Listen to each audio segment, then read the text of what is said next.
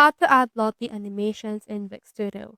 In order to do that, what you can do is you can click onto this plus icon in order to add an element right here into your studio. Now, once you have done that, you should be able to open in here the elements menu that will show you up all of the elements that you can actually add. For this one, click onto the search option and search in here for Lottie. Now, in here, you can see your Lottie animations. Head over and click on that. It's under the embed and social. So here's Lottie animations.